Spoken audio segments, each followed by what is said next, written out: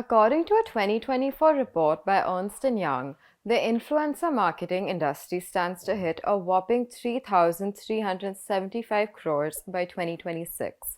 It's a massive amount, especially since it's a sector that didn't exist up until about a decade ago. Influencers have become an indelible part of our lives and lexicon. It's a profession that shows no signs of slowing down. While it continues to exist in a regulatory vacuum, the astronomical sums commanded by influencers, the industries they've revolutionized, and the jobs they've created have given the previously vague industry legitimacy.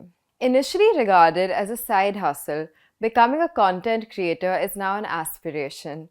A generation fed on artfully designed Instagram feeds, the lofty promise of easy money, and a lifestyle founded on PR packages is carving out ways to do this.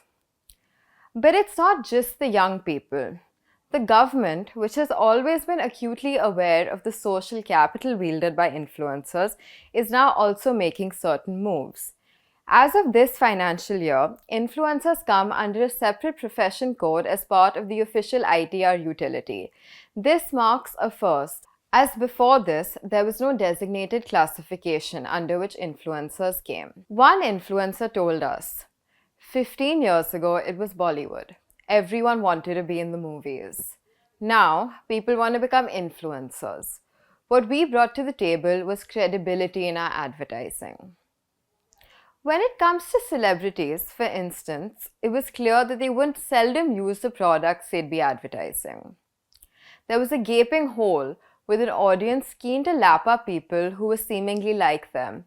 Influencers, particularly in their early days, played into this cult of relatability. After that, there was no going back.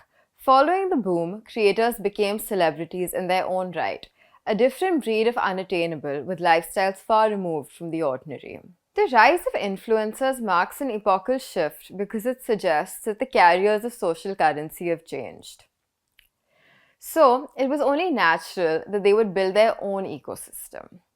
But it's no longer as simple as that.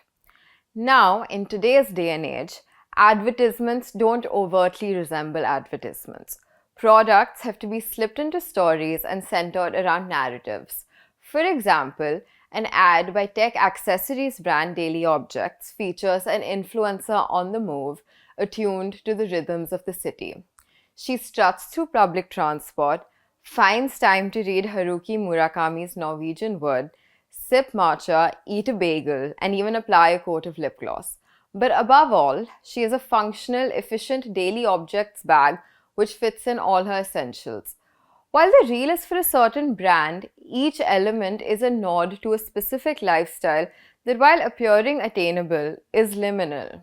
Dhatri Bhatt, a business strategist who has worked with brands like La Senza, Dior, and Nykaa Fashion, also told us that these advertisements and the industry they originate in are no longer at a nascent stage. Brands now think about creators in a holistic sense. It's not as much about followers as it is about fostering a lasting sense of awareness. Meanwhile, marketing budgets vary from brand to brand. But even if a brand has a budget of 20 lakhs, not enough for a celebrity who can really move the needle, what brands can do is get 5 to 10 influencers on board. Bhatt mentioned a popular creator who went from charging Rs 30,000 a post to Rs 3 lakh a post in the span of a couple of years. Monk E, an influencer marketing firm founded by Viraj Seth and Ranveer Lahbadia, who we know as Beer Biceps, now has 120 employees spread across Mumbai and Bangalore. This is yet another nod to how much the industry has grown. And despite their size, they're selective about the creators they get on their roster, focusing on depth. One of their co-founders told us that they receive dozens of applications each week from influencers clamoring to be represented by them.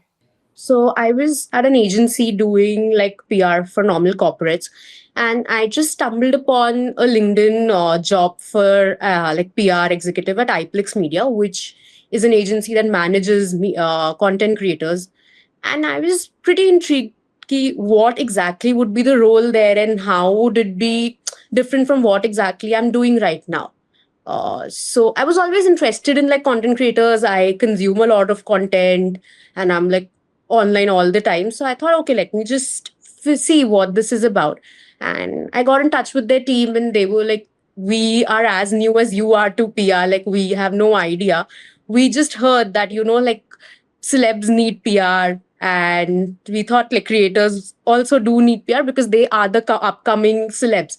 So I was like, okay, cool. Like, I would want to give this a try. And the most exciting part there was that I was doing it like from scratch. There was nobody else to help me and everything. So I was like, okay, fine, let me try and do this. So I think that's how my journey began with in like the content creation PR thing. And I think there has never been any looking back ever since. It's been a like ever evolving field. Every single day you get to know more that people want to do with content creators. PR, because I feel it's not just influencers PR, which is a new thing. The whole industry in itself, influencers themselves are not like a very old concept, right? It's a very new concept, which is every day it's evolving. There are new things, new kind of influencers. Now there are de-influencers and whatnot. There are so many kind of things that keep happening. But to like just give an answer, I'll tell you what all we do generally, but there are so many things that we have to do for influencers in PR. But I feel for image building, of course, you know that creators go for like so many podcasts. They like podcasts is the new thing for influencers to share their story, to tell like their opinions on various things. So, arranging podcasts, be it if there's like sometimes influencers are doing launches, like launching their own businesses. Sometimes they're going for a show, so we do releases for them as well as we do for like maybe any other business or any celeb. So the same way you do press releases for them, you coordinate interviews with media, and yeah, these are the pretty much basic things that you do. You get them featured in articles where they are like they're talking about influencers. And awards are definitely one of the biggest things that influencers want most of the times. That they do want to get like all the awards that there are. So yeah, mostly these are the things that we work on for creators. So you also then have to do the part of, say, lobbying to get influencers you represent for them to be nominated and for them to win awards.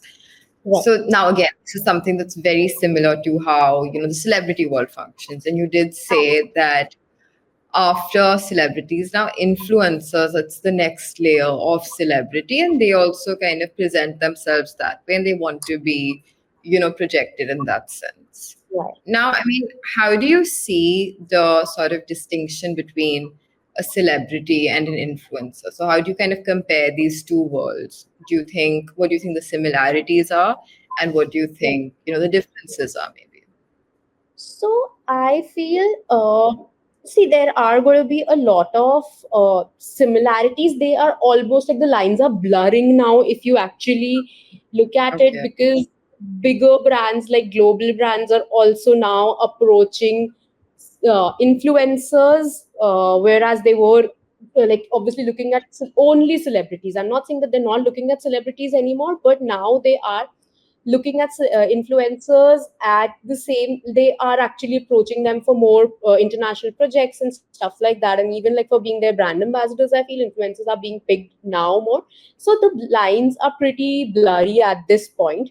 But the main distinction would be, I feel that celebrities got the, I mean, they got the position of being an influencer because they were influential figures. Absolutely, I would agree 100%.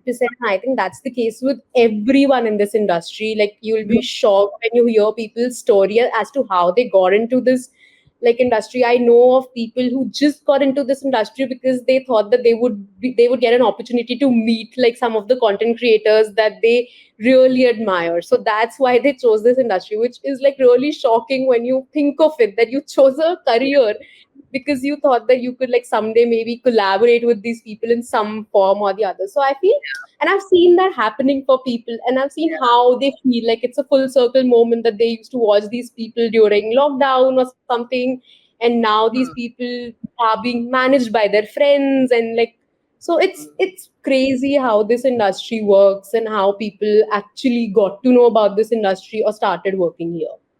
Okay, so for starters, can you just tell us why exactly this profession code has come into play right now, and what does it mean for influencers and for people who are generating income through social media or a part of this larger gig economy. So, if I tell you this new purpose business code, which has been recently introduced in the ITR forms, is to capture the data of the persons who are doing this activity. As you know, earlier there was no specific business code for these type of peoples, right? So they are disclosing their income either under the head of other business services or the other professional services. So to mitigate or to collect the right data from the right person, government has introduced this business code, right? So now, what will be the impact on the ITR's filing and how it will impact the persons, the influencers? It is the important point, right? So if we see, this will impact only to those persons whose earning is up to 75 lakh in a particular year, right? Because they have options either to file their ITR under the presumptive taxation scheme or to maintain books of account. If a person or a entity is generating income more than a specified limit, then definitely they have to make their books of accounts, right? And to disclose the profit as per their actual books of account. Okay. And now, so the thing is that for a long time, the perception was that, influencers exist in, a regulatory gray area. So now this is, of course, has been instituted, but at the same time, as I understand, the Income Tax Act has certain professions listed under it, I think under Rule 6F. But Right. influencers are not part of that. So can you explain how that functions to how that will then function? Yeah. So if we see the entire income tax act, right? So the income of the person is taxable under the income tax act. Now, how the income will be taxable? What will be the easy mechanism for them to compute their income and to offer to the tax? Government had introduced several provisions, right? Some provisions are the presumptive taxation based provision, where to give the benefit of lower maintenance of books of accounts, these provisions were introduced. And under these provisions, government has asked them to declare a specific percentage of profit as their income and then pay the taxes on this particular income. Right now, what happened now?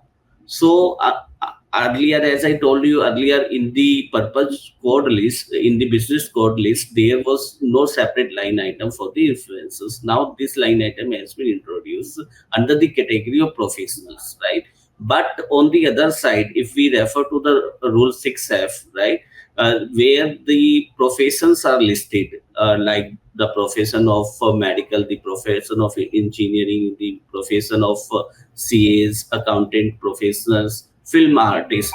But without making this amendment, government has just simply introduced this portion in the ITR forms only for capturing the data. If we see the legal validity of, or if you want to ask me whether now this profession will be a will this influencer will be a professional or not, then my answer will be the different from what has been captured in the ITR form. Reason being, in still in rule 6F, this activity is not included or not amended, right? So so if we see two angle, one angle, if we see the ITR form, this activity is classified as a professional. But if we see the rule, then this activities has not been yet classified as a professional. So it is still a bit of like a gray kind of confusing area, right, in terms of making the profession official. Yeah, definitely, it's a confusing area, but of why the government has listed this, introduced this special business code, to the best of my understanding, because uh, I have also seen in practical situation there are a lot of professionals who are simply declaring their income as a business income, right? And claiming the lower presumptive tax rates. Presumptive tax rate, I mean the lower profits, say 6% or 8% of their turnover, if their turnover is up to a specified limit. But in reality, because influencers are their profit cannot be 6 or 8%, right? So mainly what they are, why they are getting fee, this fee is for their is a special exercise or the specialty this they own, just like we chartered accountant are having a special quality or caliber, or a film artist. In the similar manner, the influencers are also carrying a spatial caliber, and due to which caliber they are getting this income. Thank you for watching. This is Antara Barua from The Print.